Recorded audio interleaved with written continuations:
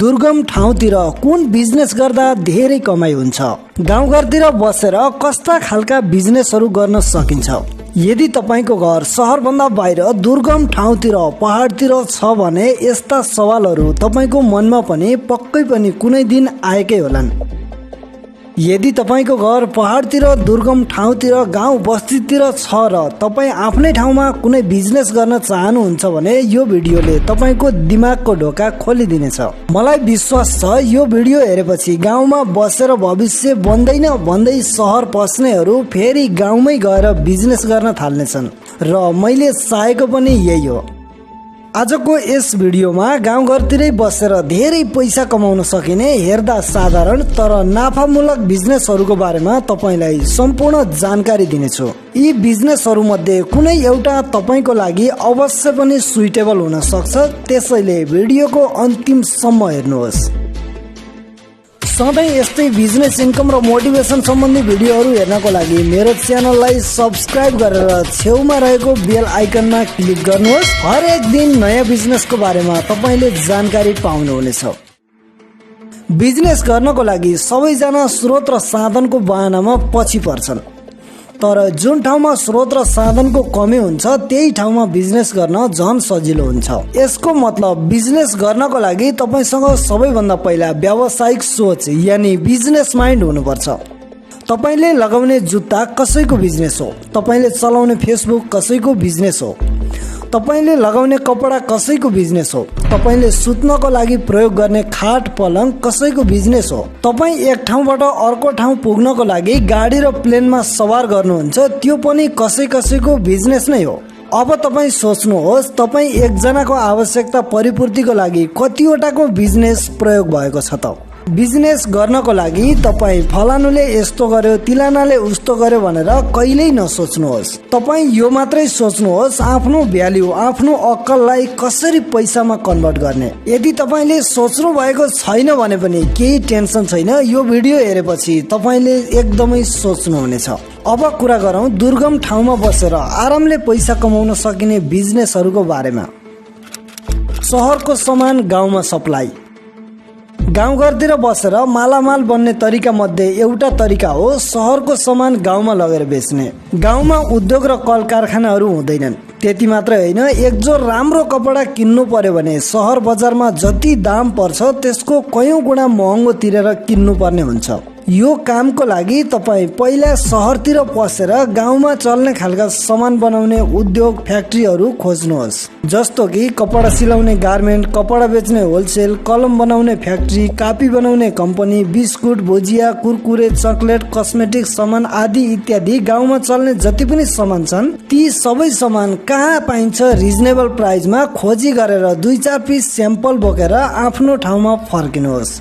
त्यसपछि तपाईको ठाउँमा जति पनि पसलहरू छन् सबै ठाउँमा आफूले सप्लाई गर्ने सामानको अर्डर लिनुहोस्। सहरका कम्पनीबाट धेरैको हातबाट त्यहाँ पुग्ने सामानहरू तपाईले यसरी डाइरेक्ट सप्लाई गर्दा उनीहरूलाई तपाईसँग सस्तो पर्न जान्छ।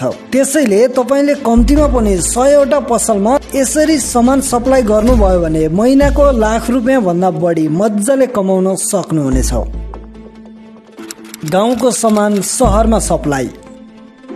गाउँघरमै बसेर पैसा कमाउने राम्रो तरिका मध्ये एउटा यो पनि हो गाउँमा उत्पादन भएका सामान सहरमा सप्लाई गर्ने।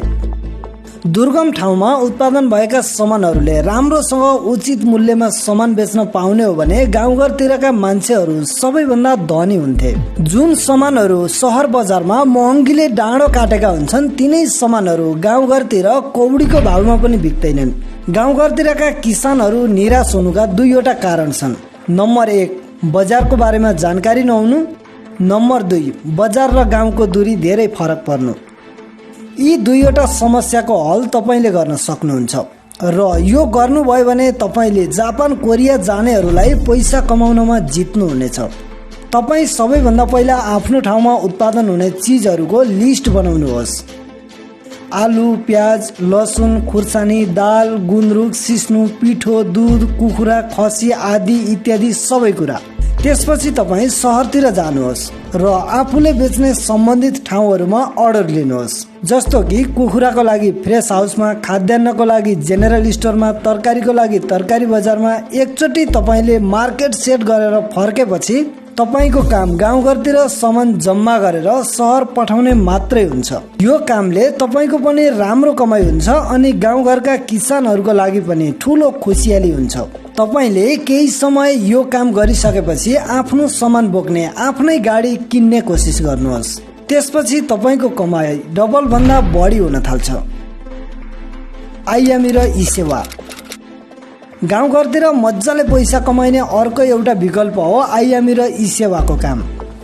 सहर बजारतिर गल्ली गल्लीमा आइएमई र ई सेवाका सुविधाहरू हुन्छन्, तर गाउँघरतिर बस्नेहरूलाई यसको बारेमा केही थाहा नै छैन। अरू त कुरै छोडौँ, आफ्नो परिवारको मान्छेले विदेशबाट पठाएको पैसा लिन पनि आधी दिनको बाटो हिँडेर जानुपर्ने हुन्छ।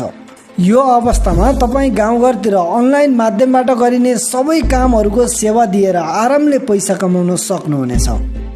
तपाईले बैंक तथा सम्बन्धित निकायबाट अनुमति लिएर सजिलै यी कामहरू सुरु गर्न सक्नुहुनेछ। बिजुलीको बिल तिर्न, टिभी रिचार्ज गर्न, पैसा पठाउन, पैसा झिक्न, हवाईजहाजको टिकट काट्न आदि जस्ता सबै सेवाहरू दिने काम सुरु गर्दा तपाईले यो काम सुरु गरेकै दिनदेखि पैसा कमाउन थाल्नुहुनेछ। यो काम सुरु गरेपछि तपाईले आफ्नो भिजिटिङ कार्ड बनाएर गाउँभरि सबैतिर पुर्याउने कोसिस गर्नुहोस्, किनकि सबैभन्दा बढी फाइदा रेमिटान्सबाट आउने हो।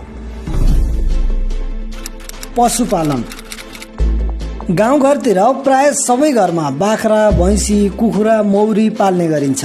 किसानहरूलाई थाहै छैन कि उनीहरूले गरिरहेको यो काम दुनियाँकै सबैभन्दा उत्कृष्ट बिजनेसको सुरुवात हो।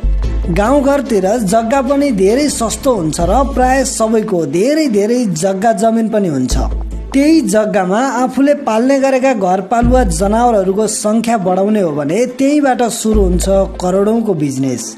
यो काम गर्नको लागि किसानहरू पहिलेदेखि नै सबै कुरा जानिराखेका हुन्छन् र यसको लागि आफैले खर्च पनि गर्नु पर्दैन। नेपाल सरकारले कृषि क्षेत्रमा काम गर्नेहरूको लागि वर्षैपछि करोडौंको बजेट पनि छुट्याइरहेको छ। यो काम सुरु गर्नको लागि सबैभन्दा पहिला योजना बनाउनुहोस्। यदि तपाईँ बाख्रा पालन गर्ने योजनामा हुनुहुन्छ भने उन्नत जातका बाख्राहरू पाल्नको लागि त्यसलाई चाहिने घाँस र पाल्ने खोर अनि व्यवसाय गर्ने ठाउँको टुङ्गो गरेर स्थानीय कृषि कार्यालयमा अनुदानको लागि पहल गर्नुहोस्। त्यसपछि तपाईले पशुपालनको काम सजिलै गर्न सक्नुहुनेछ। नेपालमा यस्ता धेरै इक्जाम्पल छन् जो विदेशबाट फर्किएर पशुपालन गरेर वार्षिक करोडौंको आम्दानी गरिरहेका छन्। तपाईलाई यी बिजनेसहरू मध्ये कुन चाहिँ सबैभन्दा राम्रो लाग्यो? तपाईँ कुन ठाउँबाट हेर्दै हुनुहुन्छ अनि अब कस्तो बिजनेसको बारेमा बुझ्न चाहनुहुन्छ? तपाईका अमूल्य 2 शब्द कमेन्टमा लेख्न नभुल्नुहोला। आजको लागि यति नै। जय नेपाल।